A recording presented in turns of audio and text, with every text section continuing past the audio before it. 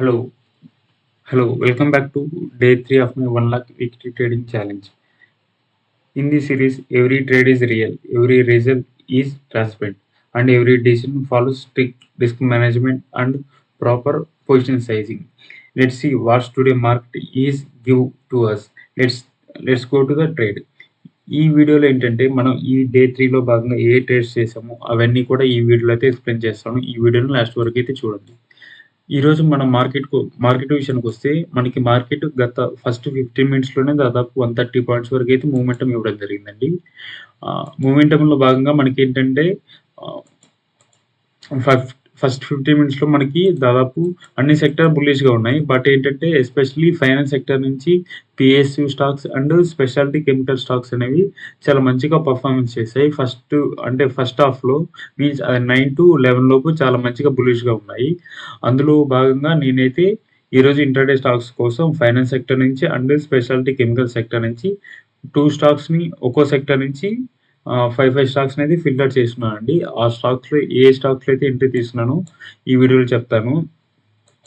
చూడొచ్చు నేను జనరల్‌గా ఇంట్రాడే కోసం అయితే ఏంజెల్ వన్‌లో ట్రేడ్ చేస్తున్నానండి ఈ సిరీస్ కోసం.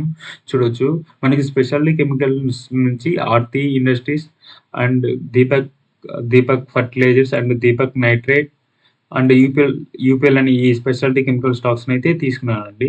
బట్ ఏంటంటే నాకు వీటిల్లో అంతగా ప్రైస్ యాక్షన్ అనేది మంచిగా అనిపించలేదు. అందువల్ల నేనేంటంటే ఈ స్పెషాలిటీ కెమికల్ సెక్టర్ నుంచి స్టాక్స్‌ని అయితే ఇంట్రాడే కోసం అయితే తీసుకోలేదు.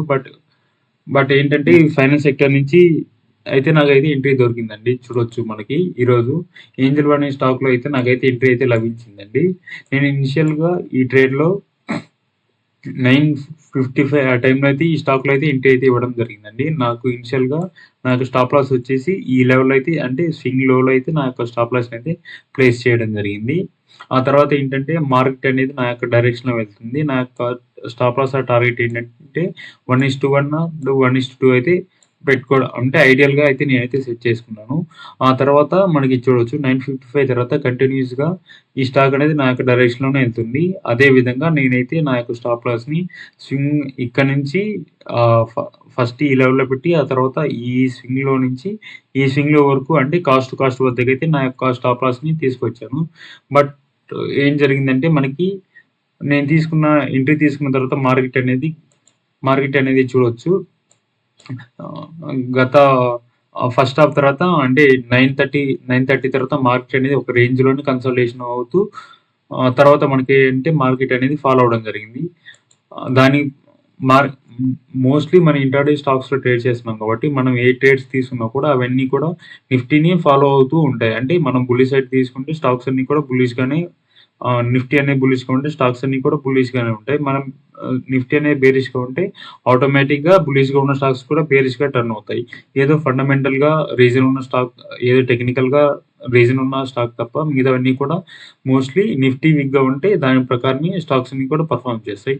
అదే విధంగా నేను చాలా మంచి ఎంట్రీస్ తీసుకున్నా కానీ నిఫ్టీని బట్టి ఈ స్టాక్స్ అన్నీ కూడా పెర్ఫార్మెన్స్ చేస్తున్నాయి. కాబట్టి ఈరోజు చూడొచ్చు నాకు ఈ స్టాక్‌లో అయితే కాస్ట్ టు కాస్ట్‌లో అయితే ఎగ్జిట్ రావడం జరిగింది. ఈరోజు మనకి దీంట్లో తక్కువ ప్రాఫిట్ మాత్రమే రావడం జరిగింది. బట్ మనకి ఈరోజు టార్గెట్ హిట్ అవుతే 1:2 అంటే మన క్యాపిటల్ మీద 1% వరకైతే ప్రాఫిట్ వచ్చేదండి. చూడొచ్చు ఈరోజు నాకు ఈ స్టాక్‌లో ఈ స్టాక్ పొజిషన్స్ చూపిస్తాను. చూడొచ్చు ఏంజెల్ అనే స్టాక్‌లో నాకు ఈరోజు రూ. 70 వరకైతే ప్రాఫిట్ రావడం జరిగింది. ఈ రూ. 70 అనేది కాకుండా నేను దీన్నైతే కాస్ట్ టు కాస్ట్‌గా కన్సిడర్ చేస్తాను. గత 2 ట్రేడ్స్‌లో డే 1 అండ్ డే 2లో మనకేంటంటే ఫస్ట్ డే లాస్ వచ్చింది. సెకండ్ డే కూడా లాస్ వచ్చింది. బట్ ఈరోజు మనకి ప్రాఫిట్ రావాల్సింది. కానీ కాస్ట్ టు కాస్ట్‌లో అయితే ఎగ్జిట్ రావడం జరిగింది. ఎందువల్లంటే మనం మంచి ఎంట్రీసే తీసుకున్నాను. బట్ నిఫ్టీ డైరెక్షన్ బట్టి స్టాక్స్ అనేది మూవ్ అవ్వడం జరుగుతుందండి. ఇంకా చూడొచ్చు. మనం ఎవ్రీడే ట్రేడింగ్ చేస్తున్నా కానీ నేనేంటంటే నా యొక్క క్యాపిటల్‌ని ప్రొటెక్ట్ చేసుకుంటూ డిసిప్లిన్‌గా నా యొక్క ట్రేడింగ్ ప్లాన్ అయితే ఎవ్రీడే ఫాలో అవుతున్నాను. నేను గత 1 ఆర్ 2 ఇయర్స్ నుంచి ఏ ప్లాన్ అయితే ఫాలో అవుతున్నానో ఇప్పుడు కూడా అదే ప్లాన్‌ని ఫాలో అవుతున్నాను. అండ్ స్ట్రిక్ట్‌గా నా యొక్క రిస్క్ మేనేజ్మెంట్ అనేది సెట్ చేసుకుంటానండి. ఎవ్రీ ట్రేడ్‌కి నా యొక్క రిస్క్ వచ్చేసి 0.5% మాత్రమే ఉంటుంది. ఆర్ 1% మాత్రమే ఉంటుంది. అంతకు మించి నేనేంటంటే ఎక్కువగా రిస్క్ చేయను. ఎందువలనంటే మనం ట్రేడింగ్‌లో ట్రేడింగ్‌లో సర్వైవ్ అవ్వాలంటే మన యొక్క స్టాప్ లాసెస్‌ని స్ట్రిక్ట్‌గా ఉంచుకోవాలి. అండ్ మన స్టాప్ లాస్‌కి మన రెస్పెక్ట్ అనేది ఇవ్వాలి. కంటిన్యూయస్‌గా మనకు లాసెస్ వచ్చినా గానీ, మన యొక్క ఏదైతే ప్లాన్ అనుకుంటామో, ఆ ప్లాన్‌కి స్ట్రిక్ట్ అయ్యి ఉండడం వల్ల మనం ఏంటంటే స్టాక్ మార్కెట్‌లో మనం సర్వైవ్ అవ్వగలం. లేకపోతే మనం రివెంజ్ ట్రేడింగ్ మనకి ఈరోజు ఎక్కువ ప్రాఫిట్ వచ్చింది. దాన్ని బట్టి ఇంకా వస్తున్నాయని గ్రీడ్ అనేది ఉండకుండా మన క్యాపిటల్‌ని ప్రొటెక్ట్ చేసుకుంటూ ట్రేడ్ అయితే చేయాలండి. అదే విధంగా గత 3 డేస్‌గా నేను అదే చేస్తున్నాను. ఇంకా గత 1½ ఇయర్, 2 ఇయర్స్ నుంచి కూడా నేను అదనే చేస్తున్నాను. ఇంకా నేను ఆప్షన్ సెల్లింగ్‌లో ఏంటంటే చూడొచ్చు. నేనేంటంటే high and top and bottoms price action బట్టి నేను ఆప్షన్ సెల్లింగ్‌లో అయితే ఎంట్రీస్ అయితే తీసుకుంటాను. అవేంటంటే ఫర్దర్‌గా నెక్స్ట్ వీడియోస్‌లో అయితే ఎక్స్‌ప్లెయిన్ చేస్తానండి. ఇంకా చూడొచ్చు ఈరోజు మనకి అన్ని సెక్టార్‌లన్నీ కూడా మనకి ఫస్ట్ మార్నింగే పిఎస్యు సెక్టార్ అంటే private bank sectors and government banks అన్నీ కూడా చాలా బులిష్‌గా ఉన్నాయి. అందువల్లనే మాత్రమే నేనైతే ఈ ఫైనాన్స్ సెక్టార్‌లోంచి ఎస్పెషల్లీ ఆహ్, ఏంజెల్ అనే స్టాక్‌లో అయితే పిక్ చేసుకోవడం జరిగింది. బట్ ఈరోజు నేను మంచి ఎంట్రీ మిస్ అయిన స్టాక్ వచ్చేసి ఎస్‌బీఐ లైఫ్ అండి. చూడొచ్చు ఈ స్టాక్ అనేది నేను ఆహ్, 1865 ఈ లెవెల్ అయితే ఎంట్రీ అయితే అవుదాం అనుకున్నా. బట్ ఇదేంటంటే సడెన్ స్పైక్ ఇచ్చేసి నా యొక్క ఎంట్రీ లెవెల్ మించేసి ఎళ్ళిపోయింది. అంటే ఏ స్టాక్ అయినా గానీ మనం అనుకున్న ప్రైస్‌కి అంటే లిమిట్ ప్రైస్‌కి ప్లేస్ అవుతుంది. అప్పుడు మాత్రమే మనం ట్రేడ్స్ ప్లేస్ చేయాలి. అంటే మనకి అప్పుడు మాత్రమే రిస్క్ రివార్డ్ రేషియో లభిస్తుంది. నేను ఈ లెవెల్‌లో అయితే ఎంట్రీ తీసుకుంటే నా యొక్క స్టాప్ లాస్ వచ్చేసి రూ. 12 అయ్యేది. టార్గెట్ వచ్చేసి రూ. 24 అలా పెట్టుకునేవాడిని. బట్ ఇదేంటంటే నేను ఎంట్రీ తీసుకుందాం అనుకునేసరికి ఇది నా యొక్క ప్రైస్‌ని దాటిపోయింది. బట్ ఇక్కడ నా ఎంట్రీ తీసుకుంటే నా యొక్క స్టాప్ లాస్ వచ్చేసి ఈ స్వింగ్‌లో ఉండేది. ఈ స్వింగ్‌లో అంటే మనకి రూ. 22 స్టాప్ లాస్ ఉంటుంది. 22 రూపీస్ స్టాప్ లాస్ అంటే ఈ లార్జ్ క్యాప్ స్టాక్‌కి చాలా ఎక్కువ. అంటే మనకి ఏంటంటే మనకి బెటర్ రిస్క్ రివార్డ్ రేషియో అనేది ఈ స్టాక్‌లో లభించదు. అందువల్ల నేను బెటర్ రిస్క్ రివార్డ్ రేషియో లభించదని నేను ఎస్‌బీఐ లైఫ్ అనే స్టాక్‌లో అయితే ఎంట్రీ అయితే తీసుకోలేదు. కానీ ఏంజెల్ వన్ స్టాక్‌లో చూడొచ్చు. నేను ఈ లెవెల్ అయితే ఎంట్రీ తీసుకున్నాను. నా యొక్క స్టాప్ లాస్ వచ్చేసి చూడొచ్చు. నేను ఈ లెవెల్‌లో తీసుకుంటే నా యొక్క స్టాప్ లాస్ వచ్చేసి రూ. 3 ఉంది. బట్ నా యొక్క టార్గెట్ వచ్చేసి ఆహ్, సి 6-8 రూపీస్ మధ్యలో అంటే 1:2 రిస్క్ రివార్డ్ రేషియోలో అయితే పెట్టుకున్నాను. ఇది క్రమంగా నా యొక్క డైరెక్షన్ వెళ్తున్న కొద్దీ నా యొక్క స్టాప్ లాస్‌ని స్వింగ్స్‌ని బట్టి నా యొక్క స్టాప్ లాస్‌ని అయితే చేంజ్ చేసుకుంటూ వచ్చాను. ఇలా అయితే నా యొక్క స్టాప్ లాస్‌ని ఆహ్, చేంజ్ చేసుకుంటూ రావడం వల్ల నా యొక్క క్యాపిటల్ అనేది ప్రొటెక్ట్‌గా ఉంటుంది. ఇంకా మనం ఇంట్రాడేలో స్టాక్స్‌లో సేఫ్‌గా అనేది ట్రేడ్ అయితే చేయగలుగుతాం.